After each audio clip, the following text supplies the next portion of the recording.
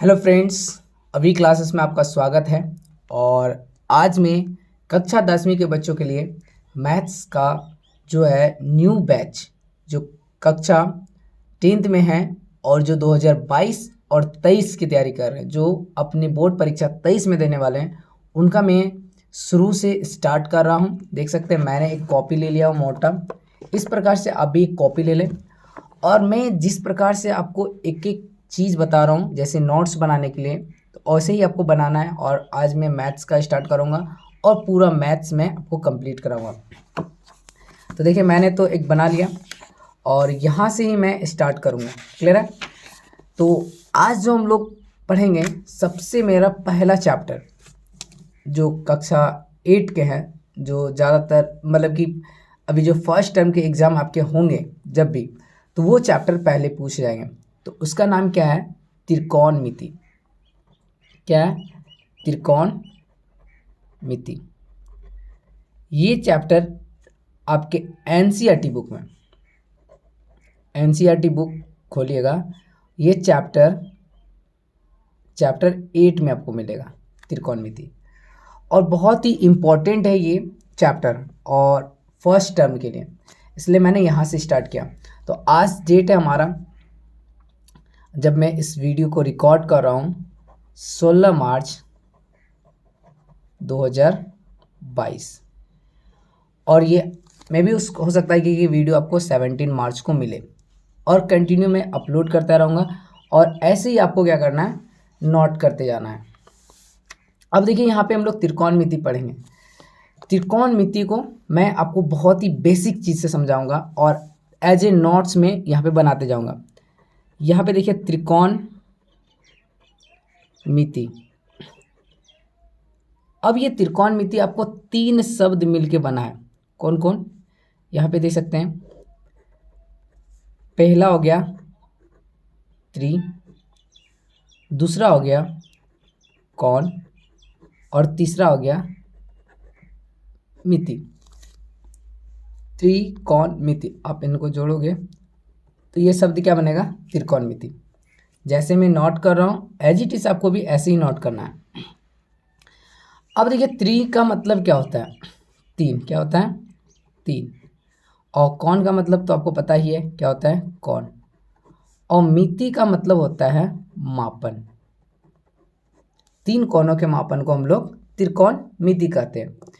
अब यहाँ पे बेसिकली हम लोग को ये पढ़ना है, हम लोगों को कौन के बारे में। यहाँ पे जो जब भी बात होगा, ये कौन के बारे में बात होगा। तो कौन से कौन? यहाँ पे आपको 2 कौन देखने को मिलेंगे। एक आपको मिलेगा समकोण,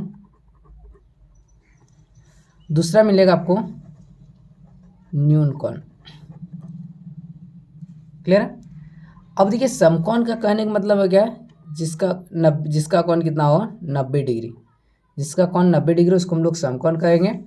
और 90 से कम को हम लोग क्या कहेंगे? न्यून कोण कहेंगे। अब 90 से कोण कम जो होगा, यहाँ पे फिर आपको देखने को मिलेगा 3 कोण। ठीक है, जो बेसिकली इस चैप्टर में हम लोग को पढ़ने को मिलेगा।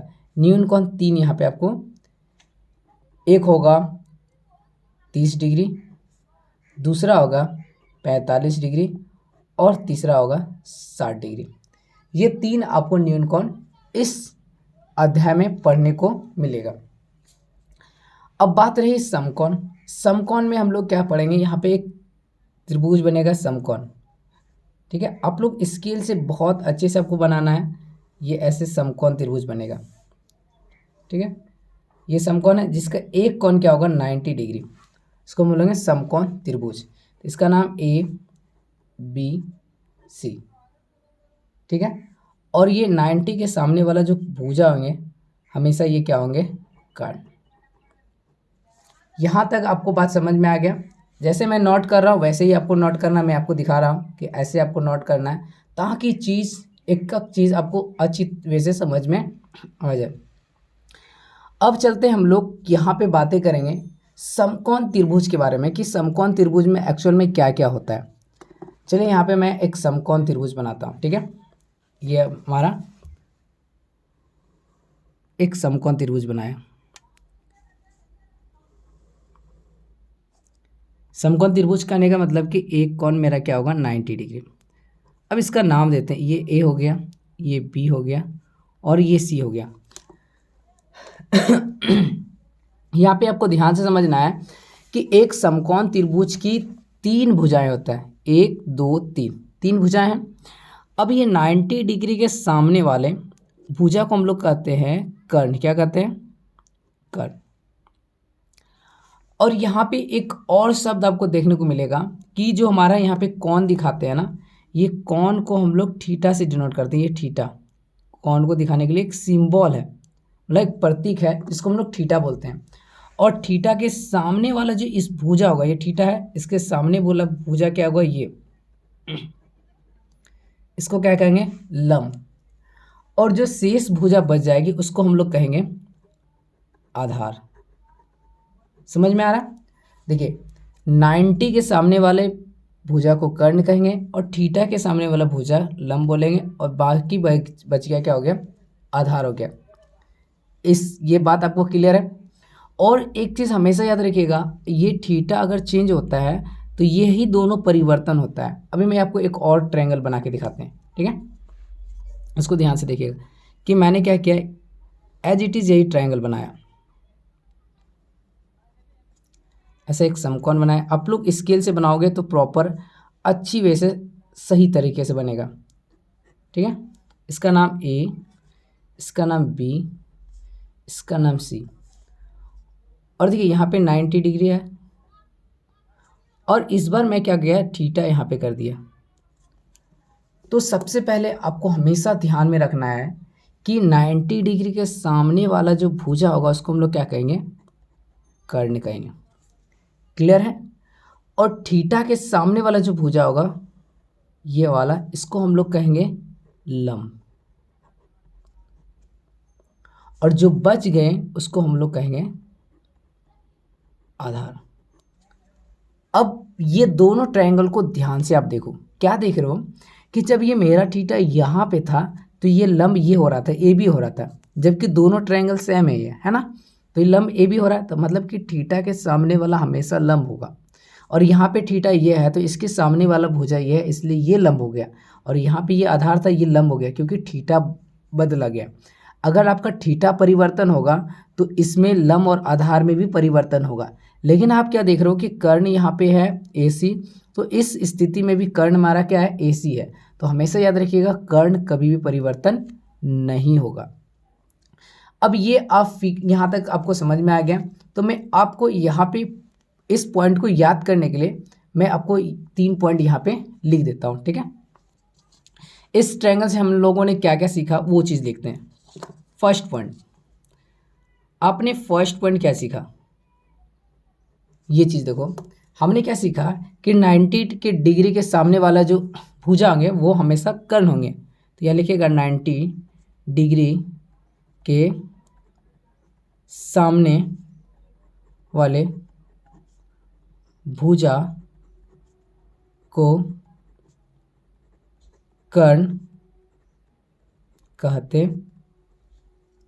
हैं। पहला पॉइंट आपको समझ में आ गया कि 90 डिग्री के सामने वाला भुजा को कर्ण कहते हैं। अब इसी प्रकार से अब दूसरा पॉइंट यहाँ पे लिखोगे। मैंने आपको दूसरा क्या बताया कि थीटा के सामने वाले भुजा को लंब कहते हैं। यहाँ लिखेंगे थीटा के सामने वाले भुजा को क्या कहते हैं? लंब कहते हैं। क्लियर है ये पॉइंट? अब यहाँ पे तीसरा पॉइंट आप समझो। तीसरा पॉइंट क्या कहते हैं? ये दोनों के बाद जो शेष भुजा होगा उसको हम लोग आधार कहेंगे। शेष भुजा को आधार कहते हैं। क्लियर है ये पॉइंट? अब एक पॉइंट और मैं बताया था, उस पॉइंट को भी यहाँ पे मैं नोट डाउन कर देता हूँ ताकि आपको ये याद रहे। बेसिकली ये आपको याद भी हो जाएगा। अब यहाँ पे हम लोग क्या करते हैं, ये इसको बोलते हैं थीटा, ये इसको क्या करते हैं, थीटा। इस पॉइंट को याद रखना है, थीटा को हम लोग किसी भी कोण को दिखाने के लिए उसका प्रतीक का प्रयोग करते हैं, बस इसका कोई काम नहीं है। क्लियर है? तो आज मैंने आपको क्या थोड़ा सा मैंने इंट्रोडक्शन दिया, ठीक है, ये था मेरा कुछ इंट्रोडक्शन। तो उम्मीद करते हैं कि ये आपको अच्छा लगा होगा।